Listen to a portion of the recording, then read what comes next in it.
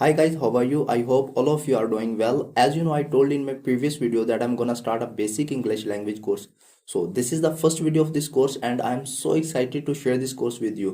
So without wasting more time, let's get started. In this video, we will discuss about present indefinite tense. लेकिन present indefinite tense को देखने से पहले हम ये देखेंगे कि टेंस किसे कहते हैं। टेंस एक्चुअली एक ज़माने को कहते हैं और ज़माने तीन किस्म के होते हैं, प्रेजेंट, पास्ट और फ्यूचर। आज का हमारा टॉपिक सिर्फ प्रेजेंट इंडेफिनिट टेंस है। आगे इनकी भी ब्रांचेज होती हैं जैसे कि present continuous tense, present perfect tense, present perfect continuous tense. इस टेंस में क्या होता है कि कोई काम मौजूदा ज़माने में ना तो पूरा होता है और ना ही अधूरा होता है, यानी इसमें हम किसी आदत की या रूटीन की बात करते हैं। अगर इसकी पहचान के बारे में बात की जाए तो उर्दू फिकरात के आखिर में ता है, ती है, ताहू वगैरह आता है। फॉर एग्जाम्पल, अली कॉलेज जाता है, हम रोज़ाना नहाते हैं, लड़की गाना गाती है। अगर इसमें हम वर्ब की बात करें तो फर्स्ट फॉर्म ऑफ वर्ब इस्तेमाल होती है और इनमें कोई अमदादी फेल नहीं इस्तेमाल होता, लेकिन पॉजिटिव फिक्रात में। और इसमें क्या होता है कि ही, शी, इट या कोई सिंगुलर नेम हो उसके साथ ऐसे एस का इजाफा किया जाता है। और अब ऐसे एस का इजाफा कैसे किया जाता है कि जो verbs O, X, double S, C H और एस एच पर खत्म होंगे उनके साथ ई एस लगेगा। जैसे गो, इस ये जो वर्ब है ये लास्ट में इसके ओ आ रहा है, ओ पे खत्म हो रहा है तो इसके साथ ई एस लगेगा। या इसी तरह डबल एस है तो जैसे एक्सप्रेस है तो इसके साथ भी ई एस लगेगा। फिश है इसके साथ भी, क्योंकि इसके आखिर में एस एच लग रहा है। तो इन ऐसे फिक्रात जो होंगे उनके साथ जो वर्ब होंगे उनके साथ ई एस का इजाफा होगा। चलिए हम बनाने का तरीका देख लेते हैं। बनाने के लिए सबसे पहले सब्जेक्ट आता है यानी कि फाइल, उसके बाद फर्स्ट फॉर्म ऑफ वर्ब, उसके बाद ऑब्जेक्ट। चलिए इसको एग्जांपल से समझने की कोशिश करते हैं। Ali goes to school. अब देखें इसमें क्या है कि अली सब्जेक्ट है, उसके बाद गोज एक वर्ब है जैसे कि हमने उस स्ट्रक्चर में पढ़ा है गोज, उसके बाद टू स्कूल यानी कि जो ऑब्जेक्ट है इस तरह आएगा। नेक्स्ट अगली एग्जांपल देखते हैं, we take a bath daily. अब देखें इसमें वी आ गया, ये जो एक सब्जेक्ट है, उसके बाद टेक जो है एक वर्ब है, उसके बाद बाथ ये जो एक ऑब्जेक्ट है। अब देखें पहले फिक्रे में गोज के साथ एस लगा हुआ है, ई एस लगा हुआ है। वो क्यों लगा हुआ है? जैसे हमने पढ़ा है कि ही, शी, इट या फिर कोई सिंगुलर नेम हो उसके साथ एस या ई एस का इजाफा करते हैं। आगे जो है जो दूसरी एग्जांपल है, we take a bath daily, इसमें कोई एस नहीं है, कोई ई एस नहीं है। क्यों? क्योंकि हमने पढ़ा है कि आई, वी, यू, दे या फिर कोई भी प्लूरल नेम होगा उसके साथ एस या ई एस नहीं लगाएंगे। चलिए अब हम सीखते हैं कि मनफी अगर बनाना हो सेंटेंस तो किस तरह बनाएंगे। प्रेजेंट इंडेफिनिट टेंस में अगर कोई जुमला हमने मनफी बनाना हो तो मनफी बनाने के लिए एस या ई एस वाले जो फिक्रात होंगे उनमें डज नॉट लगेगा और बाकी जो फिक्रात हैं उनके लिए डू नॉट लगेगा। चलिए इसको एग्जाम्पल से समझते हैं।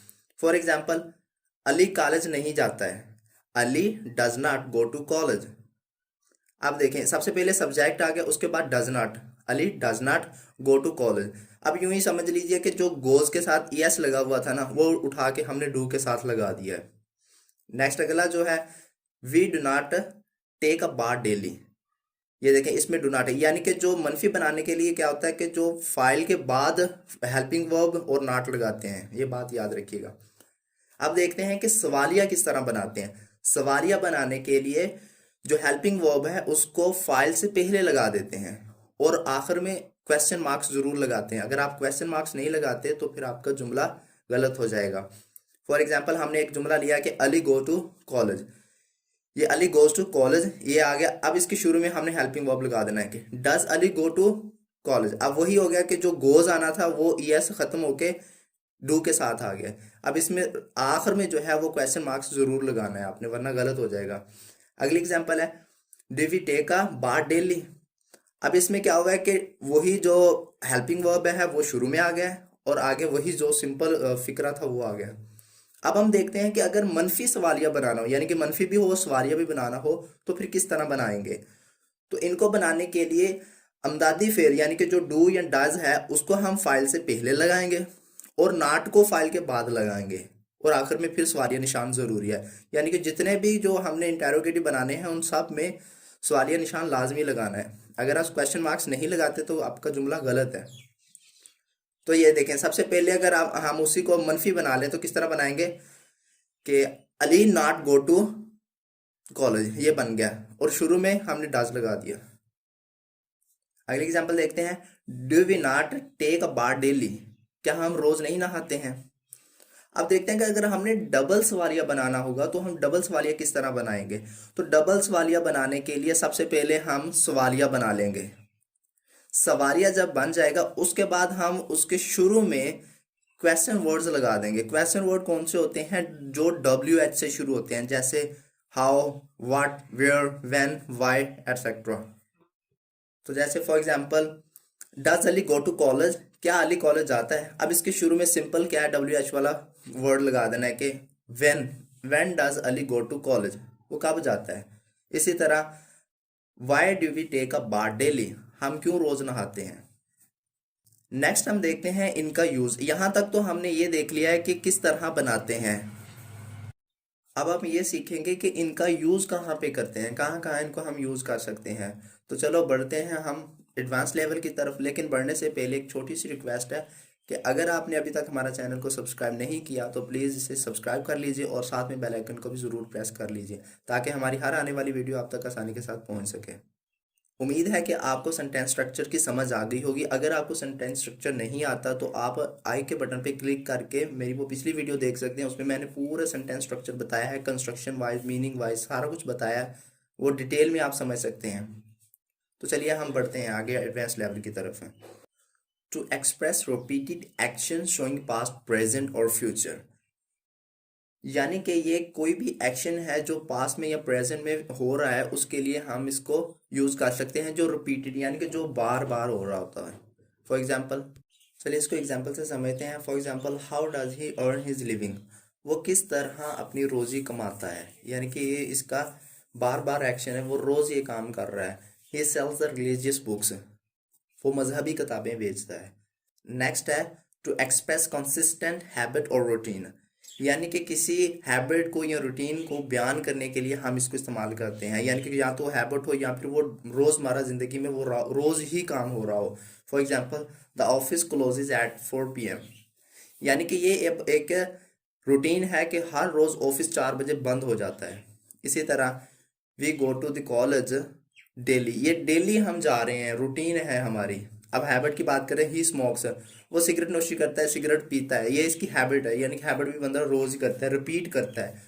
नेक्स्ट है टू एक्सप्रेस यूनिवर्सल ट्रूथ और लॉ, यानी किसी लॉ को, जैसे लॉ को न्यूटन का लॉ है, उसे मानना है, उसको एक्सप्रेस करने के लिए, या फिर कोई ट्रुथ हो, सच्चाई हो, जैसे कि सूरज मशरक से तुलू होता है, चांद जमीन के गिर्द घूमता है और जमीन सूरज के गिर्द घूमती है, ये सारे जो है ये ट्रूथ हैं।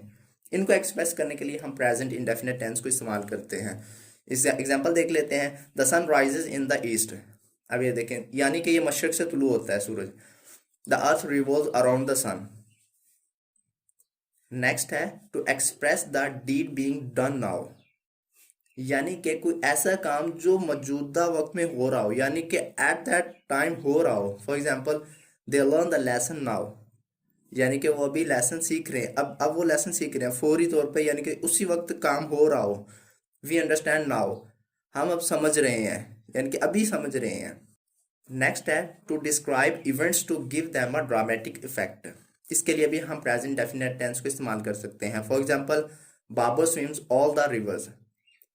For example, Mahmud Ghaznavi defeated his opponents.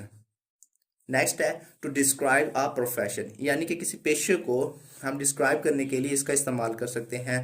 For example, the carpenter makes tables, तो कारपेंटर का काम क्या है, वो टेबल्स ही बनाता है। इसी तरह the teachers teach different students. Next है टू इंडिकेट फ्यूचर टाइम, यानी कि फ्यूचर के लिए भी हम इसको इस्तेमाल कर सकते हैं। For example, we leave for Karachi tomorrow, हम कल को कराची के लिए रवाना होंगे। नेक्स्ट है Mohsin takes the examination next month, वो अगले एग्जामिनेशन में वो अपना एग्जाम देगा। नेक्स्ट है to express clauses of time and conditional sentences, यानी कि कोई ऐसी कंडीशन हो या कोई शर्त हो या कोई, अगर एक काम की वजह से दूसरा काम होना था, फॉर एग्जांपल अगर तुम टाइम पे पहुंचते तो मैं उसकी मदद कर देता, या इसी तरह कोई अगर तुम मेहनत करोगे तो तुम पास हो जाओगे। तो इसकी एग्जांपल देखते हैं। If he reach in time I will help him, अगर वो टाइम पे पहुंचता है तो मैं उसकी हेल्प कर दूंगा। इफ़ यू वर्क हार्ड, अगर तुम मेहनत करते हो, यू विल गेट स्कॉलरशिप, तो तुम स्कॉलरशिप हासिल कर लोगे, यानी कि कोई कंडीशन हो, किसी वजह से कोई काम हो रहा हो तो उसकी वजह से हम कर सकते हैं, एक शर्त हो। To comment on a match, यानी कि मैच के लिए भी हम इसको इस्तेमाल कर सकते हैं। For example, Rohan captures the ball and passes it to on to Ahmed. Next है इन न्यूज़पेपर हेडलाइंस, यानी कि न्यूज़पेपर की हेडलाइन के लिए भी हम इसको इस्तेमाल कर सकते हैं। For example, the accident kills 10 children and 2 women.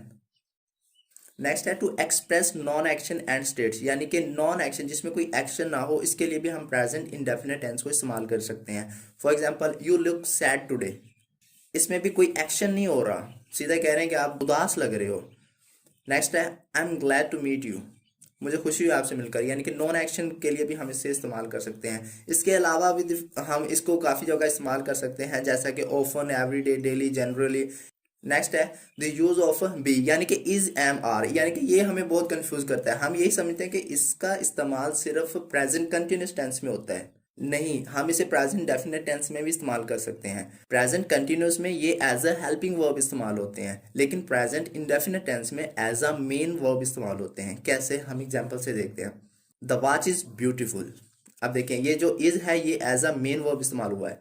Next है the vegetables are very dear. Next है he is a popular singer. उम्मीद करता हूँ कि ये वीडियो आपको समझ आ गई होगी, आपके जो भी मिसकंसेप्शंस हैं वो सारी दूर हो गई होंगी। तो ये आप लोगों के लिए एक एक्सरसाइज है जिससे आपने हल करके कमेंट में बताना है कि आप कितने स्कोर कर पाए हैं। अगर ये वीडियो आपके लिए हेल्पफुल साबित हुई है तो वीडियो को लाइक ज़रूर कर दें और दोस्तों के साथ शेयर ज़रूर कर दीजिए। और अगर आप चाहते हैं कि हमारे साथ लगातार इंग्लिश सीखें तो हमारे चैनल को सब्सक्राइब कर लीजिए और साथ में बेल आइकन को ज़रूर प्रेस कर दीजिए। इससे क्या होता है कि जो भी हमारी वीडियो अपलोड होगी वो आप तक आसानी के साथ पहुँच सकेगी। मिलते हैं नेक्स्ट वीडियो में।